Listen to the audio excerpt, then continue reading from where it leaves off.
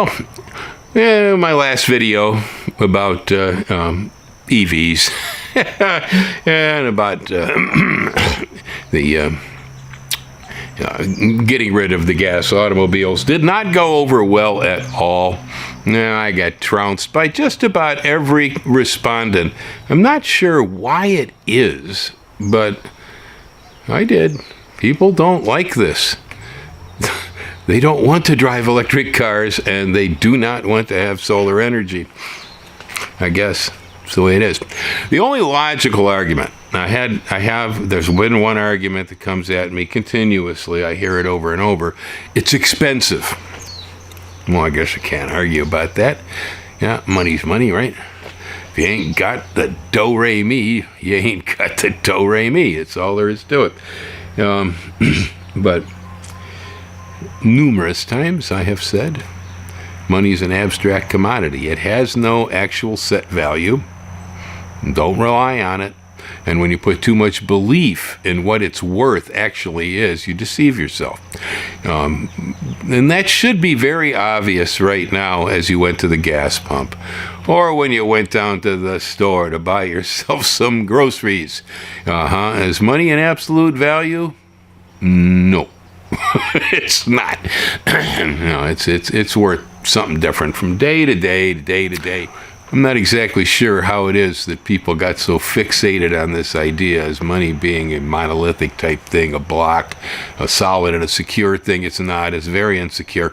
And when we focus on it and say, oh, I haven't got enough of it, or I can't do that because I don't have enough money, you're actually making rationalizations about real things on an abstract value. And so it's kind of hard to support. It's a bit hard to substantiate that.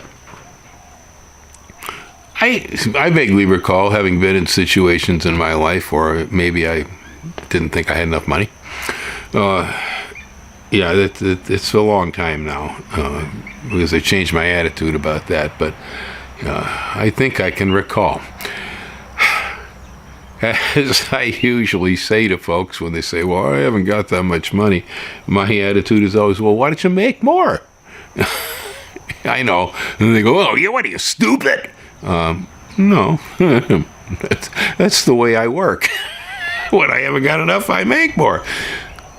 Well, there are a lot of different ways people can make money. You can go on out and get yourself a job. Then you're going to be locked in to what they say you're going to make and, how you're going to do it and so on. And that can be good. It can be really good. I've worked for a few really good employers in the past. It can be terrible, and I've worked for a few of those too. In general, being your own economic system and being the one that actually generates your own wealth is a superior situation. It's a superior situation, not just, for your own personal benefit and control over your life, but it's far superior under the laws, under the tax codes, and so on. The laws in this country are written for people that are in business and make money. That's basically what they're written for, and so there's where all your advantages are.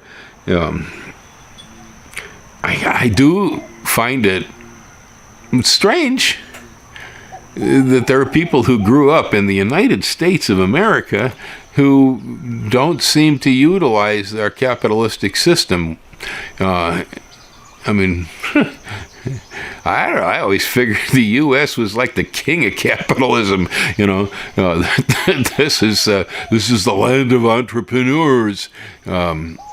That we have these structures and these abilities here to go ahead and start from ground level and create something. I have, friends, a good friend in Italy, for instance, who in discussing about, how I would change careers or how I would change geographical locations in the United States and the types of changes that a lot of Americans are familiar with. Boy, it blows his mind. He says, in Italy, a lot of times you're locked into whatever dad did for a living. That can be traditional family businesses and occupations. Moving around Italy is not necessarily, apparently, that easy to do for people. He seemed rather kind of amazed at how liquid our society seemed to be, both geographically and economically. And I will admit, this is a society where the laws are written so if you want to make a fortune, you can do it. They support the whole idea of capitalism. So there's a lot of different ways people can, go into businesses. And well, it used to be if you wanted to do, pet grooming or something like this, you might have had to have a brick and mortar storefront. That was common. Oh, in recent years, I know I have seen mobile pet grooming salons, and so there you at least needed a truck, and the equipment and the tools. Overhead. There's always overhead. But the overhead these days has continued to drop. The amount of money it takes to get into a business today can be reduced dramatically over what it once was. The main reason for that is digital technology and the internet. Yeah, I don't even have to pay somebody to make my business cards anymore if I don't want to. I can run them off Publisher on my desktop. As far as advertising, well, we used to have to put ads in the newspaper. It cost. We'd put up signs, maybe we get a TV ad even, things like that. It was all expensive. All of it cost you money to be able to get your face out there. That's no longer true. This hardly cost me anything. Originally, it cost me one refurbished Canon camera and a tripod and a new hat. Yeah, computer to process the videos with. It was pretty cheap. And so I started the Green Garden Service as both a business with a website and a YouTube channel. My webmaster Hugh helped me build the original website for the business, which initially had been horticultural landscape consulting, design, that sort of thing, with a focus on edible gardens, environmentally friendly gardens, drought-tolerant type gardens, and so on. Well, to help support what I wanted to do and to get my name out there, I decided to use YouTube. That's how I got here, folks. I said, yeah, I can use that like a business card. I can put videos up showing people what it is that I know, what I do, how I do it, and so on. And I could get my face out and my whole attitude about it so that people would say, oh, there he is. I know what he says. I've seen him, etc., etc. And I'd link it into my website. So if you were at my website, you'd find my videos. If you were on the videos, I used to link them into my website. I don't do it anymore since I retired. But it used to go both ways.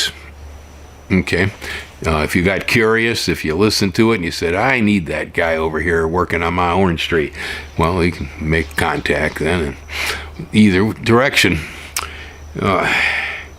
It gradually moved on, to what it is today. It's no longer necessarily directly a credential for an active business, although we do have farm products, nursery products here, seeds, and so on, and I talk about them, and when I talk about them, they sell. So I'm still using it the same way, just not as focused.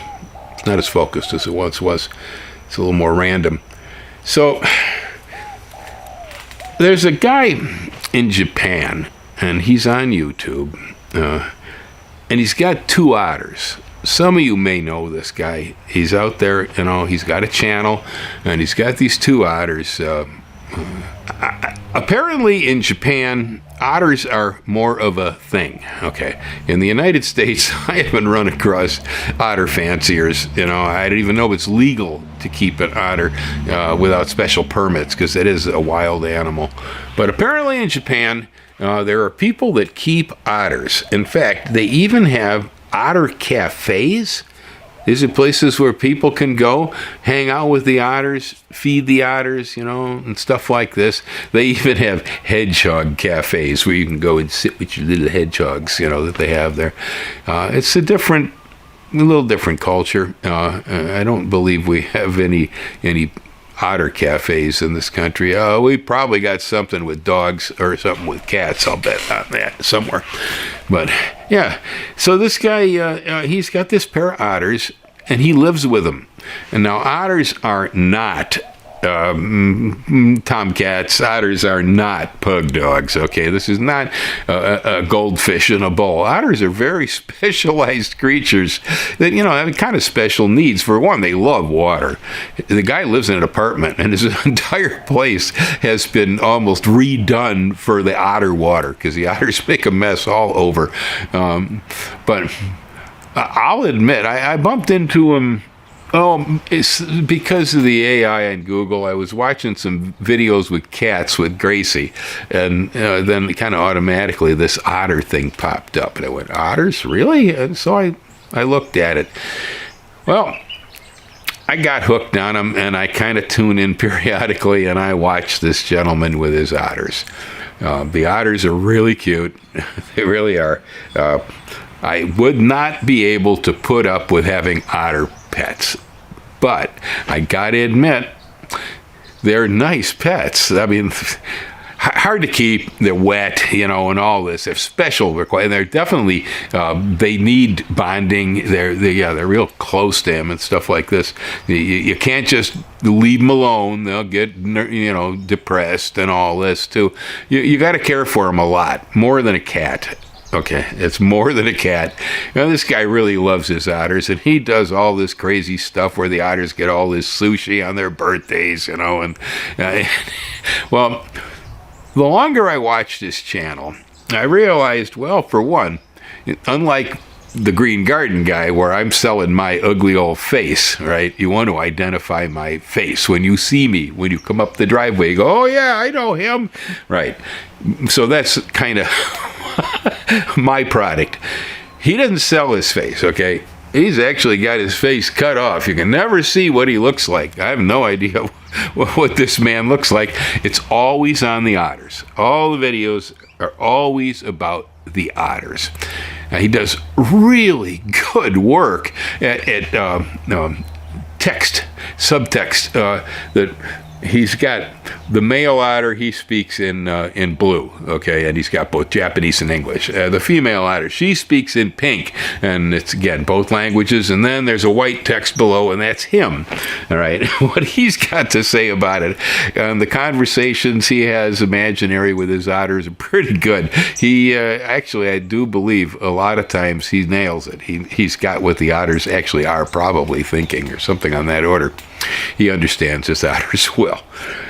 Now, the longer I watch, the more I realize this guy keeps bringing up products. Yeah, you'll watch the otters playing and all this, it's all fun, nice relaxing, and then he's got coffee cups with the otters on them, and he's showing them. He's got a website where these otter products are then sold. Well, he's got I've seen blankets with otters. I've seen wraps with otters. I saw one with the otter as a samurai. Yeah, it's actually pretty cute. And so on. He's got all these products. It's a huge product line, all based on otters. Now, whether he designs them or not, I don't know. But they're high quality. It's good looking stuff. I see it. I mean, I'm not into otters, but so I'm not going to buy an otter coffee cup or an otter wrap. But I think otters are more culturally significant in Japan. Yeah, I believe they're sort of part of the mythology and that, the cultural symbols. But they're definitely more popular. And I'll bet he does a pretty good business with his otter stuff in Japan. He's got a lot of followers, a lot of views, and so here we got a case where you got a guy.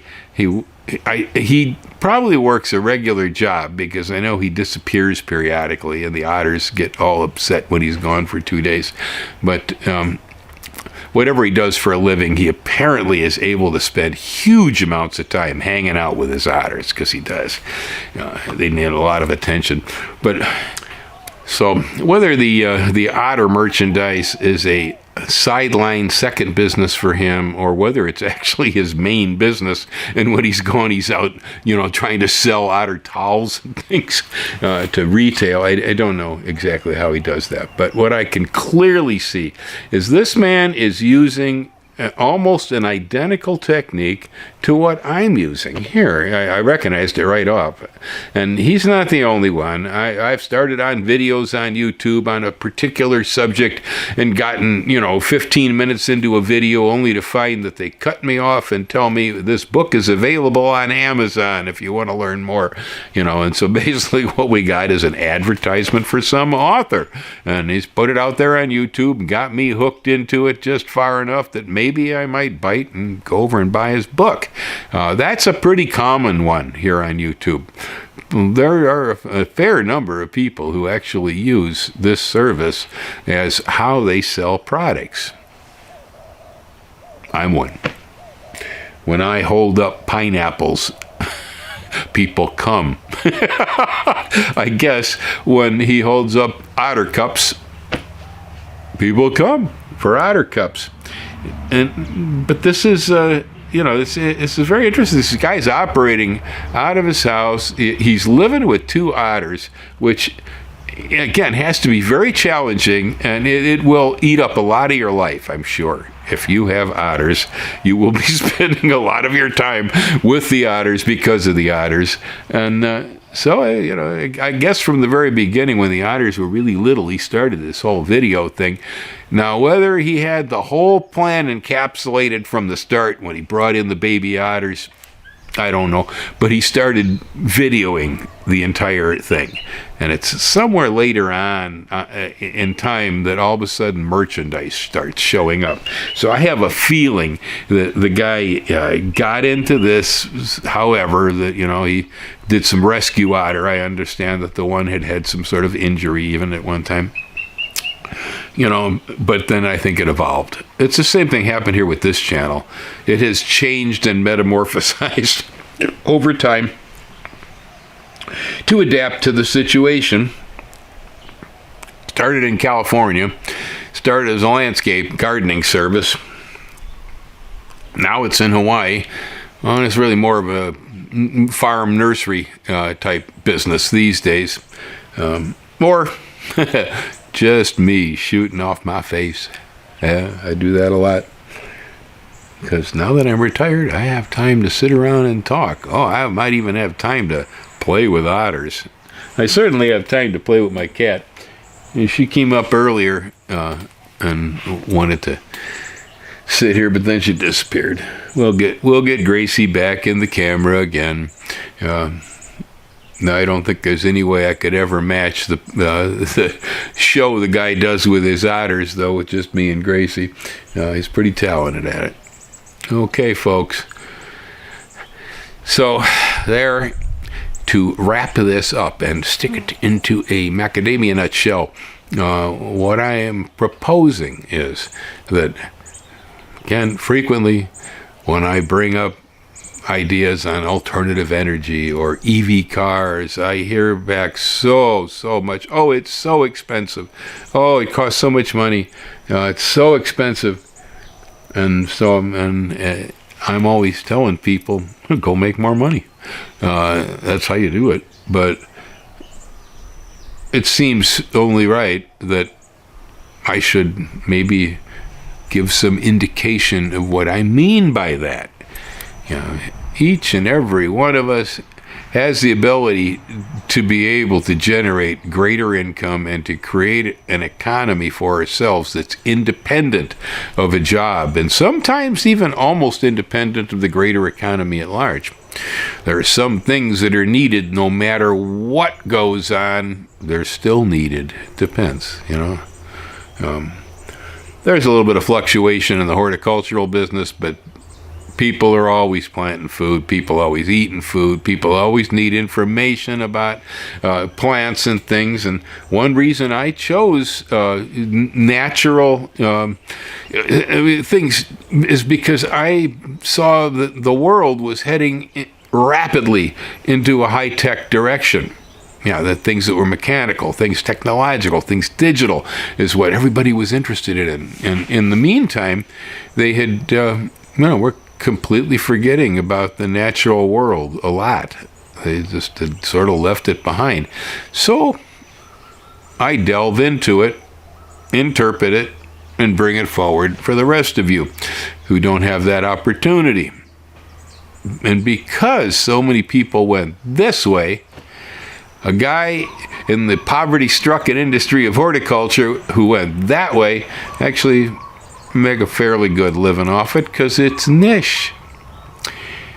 Now, YouTube in itself, YouTube does provide revenue from advertisement. Now, some of you may have noticed you don't get advertisements anymore in the middle of Bill's YouTube videos. I have limited them only to be allowed to put them before or after the video. I don't ordinarily create natural breaks in the middle for a commercial. I could, and I would make more money if I did that. But I can't stand sitting there listening to some video and all of a sudden have a commercial about good pharmaceuticals for diabetes come up.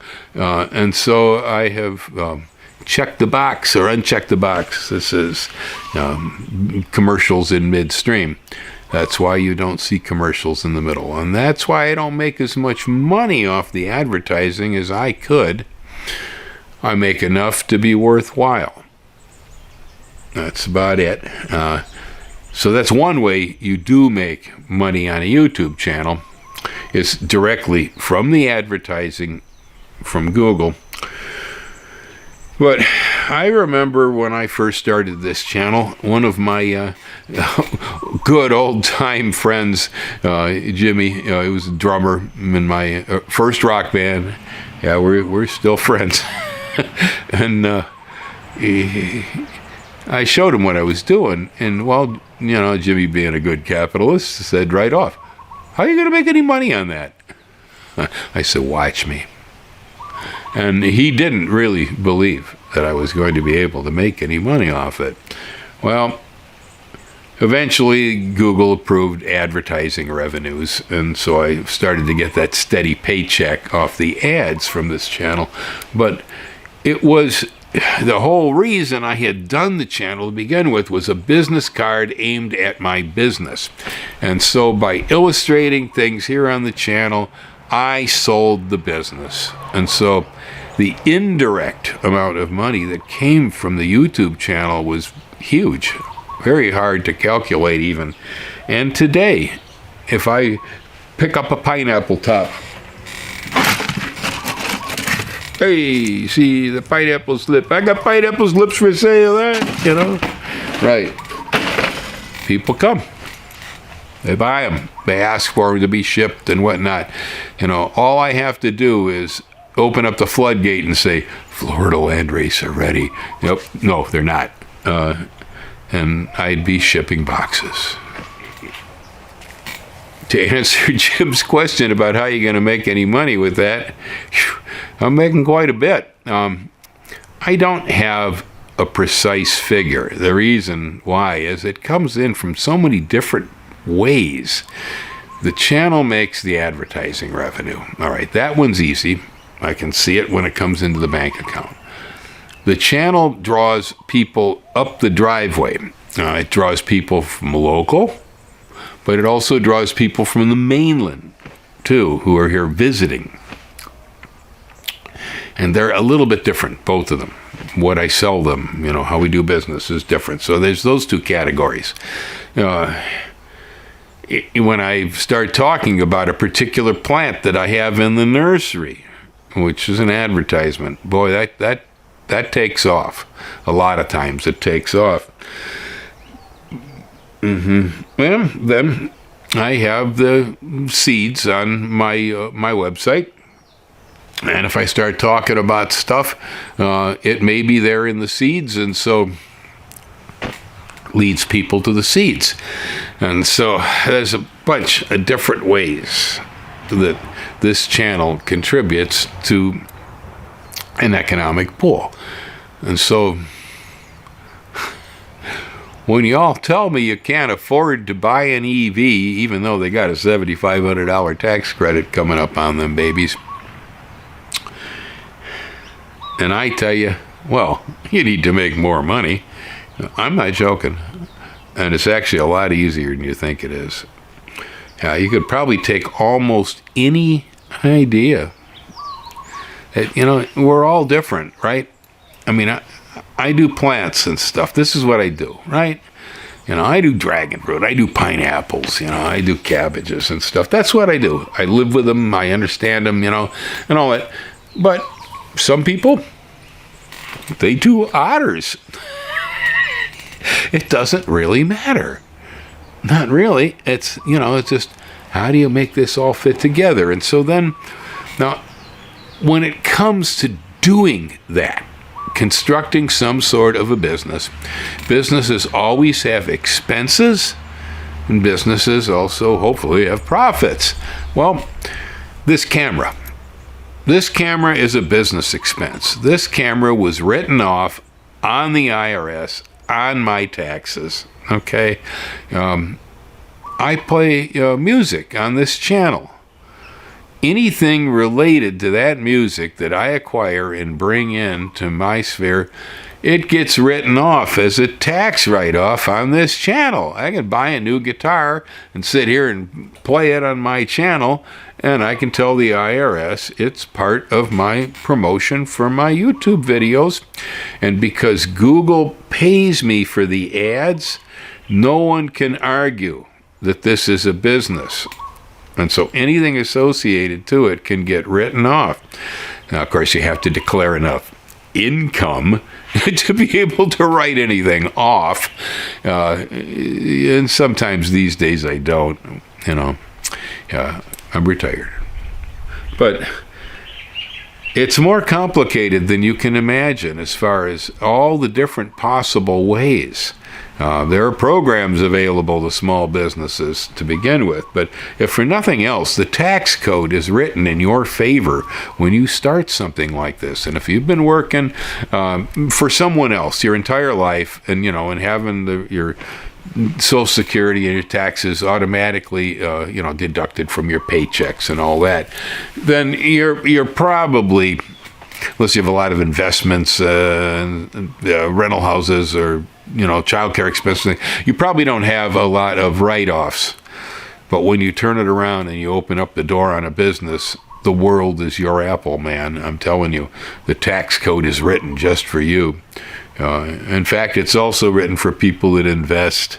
On the stock market, $1 gained is equal to $1 lost. They're equivalent. And so losses and gains both count. And sometimes you make more money by writing off losses than you did on the gains you pulled in. Yep. Because it will subtract against the money that you might have had to pay to the IRS. Well, this little bits here, little bits. Anybody interested, start looking at this whole idea of, how to bring in economy. You can still maintain your regular day job. Don't quit your day job if you got one and you like it, but stick your feet in the water. Give it a try. See what it's like to generate alternate income streams. I guarantee one thing will happen if you succeed at it. You won't be worrying about the price of things. No, the price of things is an irrelevant abstract. You'd be more thinking about, let's see, how many more pineapples do I need to sell to make this come out? Aloha. Hang loose.